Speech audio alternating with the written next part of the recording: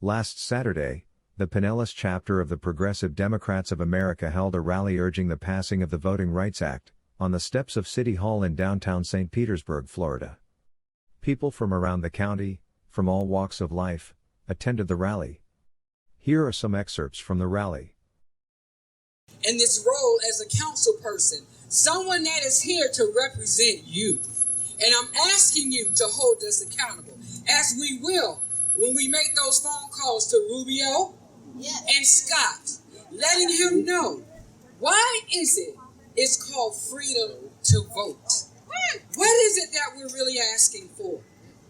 Freedom to vote? Why should we have to ask for freedom to vote when it was already given to us?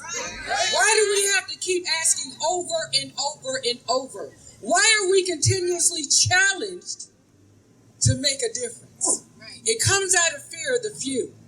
But because of the hard work of the masses, I am so proud to stand here before you who knows that we will not be defeated. They can filibuster. They can gerrymander. They can do whatever they want to do, but guess what? We ain't going nowhere. We're going to be here to make sure that we pay attention to what's going on in regards to voter registration, voter rights. Anything that you do, I always say, not only do you have a plan A, but you have a plan B, and you have a plan C, because we will not be defeated. As elected officials, I ask you, hold us accountable. Senator Rubio, Congressman, what's that man named Scott? We are here, whatever it is.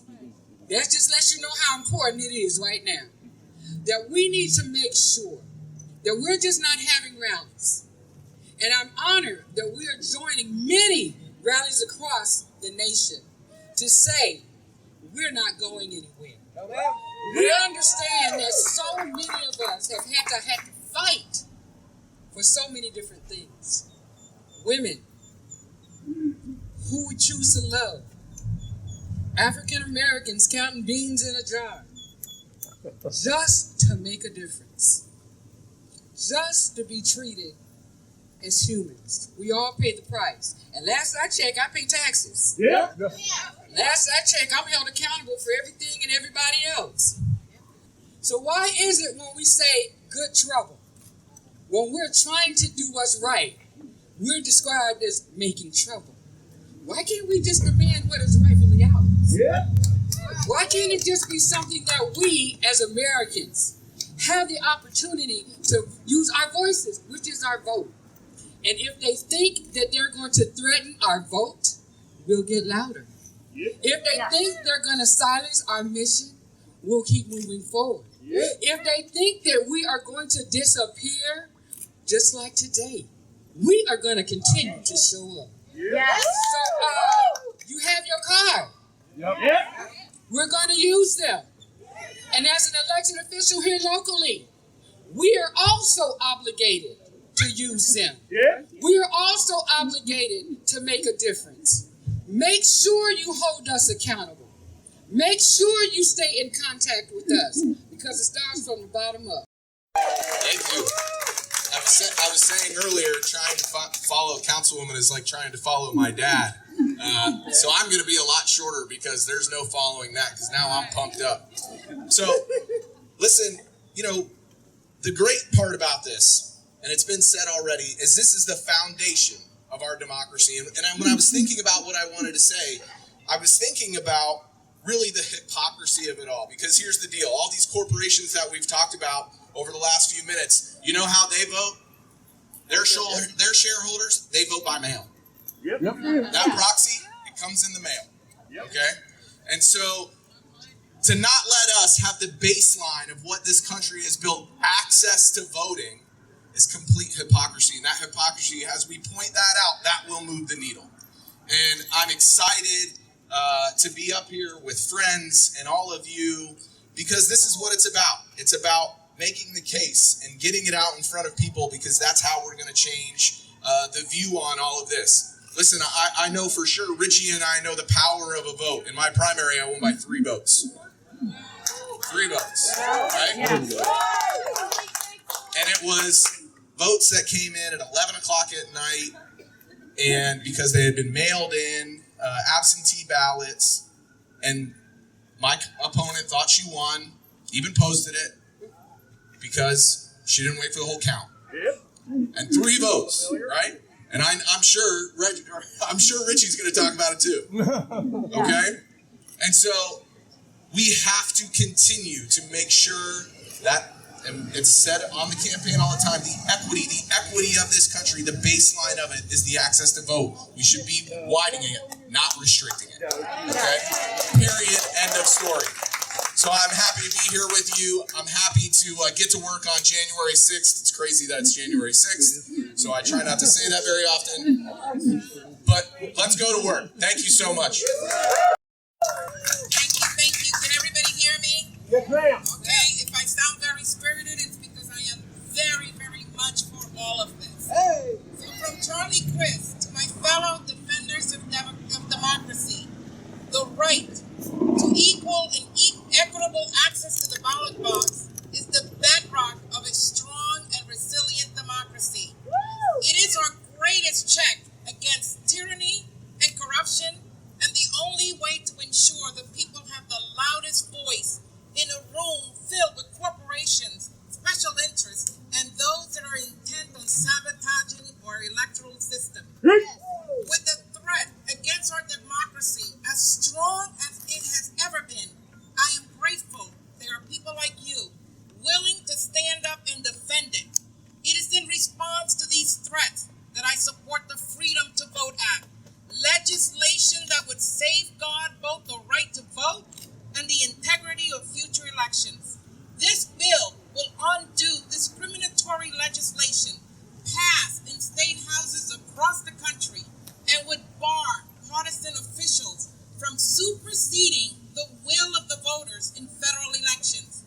Furthermore, it contains crucial pieces of the For the People Act that would end partisan gerrymandering, get dark money and special interests out of our elections, and protect our electoral system from bad actors seeking to undermine our democracy.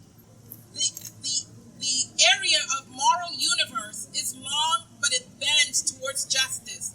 These words have inspired every defender of democracy since Dr. King first spoke them in 1968, and they must inspire us now.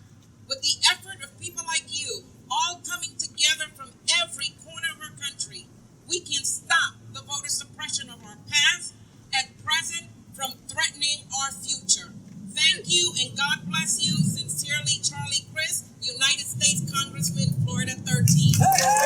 Before being elected to the school board 3 years ago, one of my volunteer opportunities was to serve with the League of Women Voters and help register voters. I did this because I believe our democracy is strongest when we are all engaged. The primary way we engage in our democracy is through our vote. In order for our democracy to thrive, we need everyone to participate in this voting process. I learned, and I know so many of you know because there's so many familiar advocates here in this audience, that there are 2 major reasons why people don't get out to vote. This whole idea that maybe their votes don't count and their votes don't matter.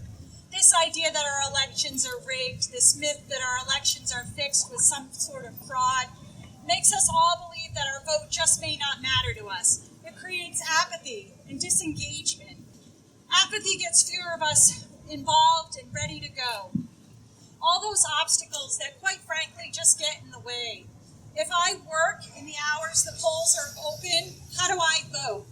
If I always got to ride to the polls from my church on Sunday and it's not open on Sunday, how do I vote? If I have to drop my ballot off at a place that is only open during very restrictive hours, how do I vote? If my niece always took my ballots to the boxes for me, how does she do that now? If locations keep changing, I thought I could drop it off here, and now I have to drive there. How do I get that done? Why would we want to reduce the number of places that we can distribute our ballots? It's ridiculous that there are more Amazon lockbox stations to return package. Let's advocate for our nationally elected leaders to address this issue and ensure that the impacts of that 2013 decision are not having these terrible outcomes. Let's work to ensure that our friends and neighbors' votes count, because until the folks at the national level do more, we can continue to do the great work that we do here. Let's talk about those results. There are always close races. Here locally, in our own recent election, there were close races. A few more folks showing up can make all the difference in the world. Let's continue to eliminate all the local obstacles. Yes. We all know our elections are won by who shows up. Yes. Thank you. Yeah, so I don't have much to add because of these amazing speakers covering all the bases as to why this is so important for our city, our state, our country, and our democracy as a whole. But I do want to tell a brief story. For those of you that don't know, my mother-in-law's right over there. She's from the UK, and she's visiting this week. And she asked, what are we going out to today? And I said, a rally to support voting rights. And she was like, voter, came up that we started talking about voter registration. And the concept was so foreign to her because in other countries, you turn 18 and they just send you the ballot in the mail. They hassle you. You don't have to ask questions. They don't make it hard on you. And so what we're asking for today is just for our basic rights. It's not for anything complicated. It's not for anything special. It's not for us to be treated any differently. It's for us to have the same rights that the people who have run this country for the past 200 years have had the entire time. We want our rights to be expanded to working people who can't get to the ballot box on election day. We want our rights to be expanded to women who have to take care of kids, to parents who have jobs that they have to go to. And we don't want to just be going backwards in this country, back to a place where only white, wealthy, male landowners can vote. And trust me, that's what they're trying to get us back to. Yeah. So, it's not anything complicated. All we want is the right to vote. We want mail ballots. Copley said it, winning by 3 votes on mail ballots at the end. My election, there was a point where we thought that we had lost on election day until last-minute mail ballots came in from working people who had things to do on election day. I can tell you right now that we were canvassing up until 6 p.m. on election day, and there were people who just couldn't get out, but they had a mail ballot at their house, and they were able to bring it down here to the elections office and turn it in at the last second. And it's those kind of things that are trying to stop, because they know what kind of candidates win when the people go out and vote. And they don't want to have to answer to those people. So, I appreciate you inviting me out here today. And I'm grateful to see so many people who, not just for this rally, but for every rally we've had, I think every 3 weeks we've had one of these, come out here and demand the right to vote. And we're going to call our senators, and I don't care how much they don't want to hear from us, but each and every one of us calling is going to make a difference, because they need to know that we here care about our right to vote, and we will not let them take it from us sitting down. We will stand up and we will fight. So thank you so much for being here, and thank you for joining us.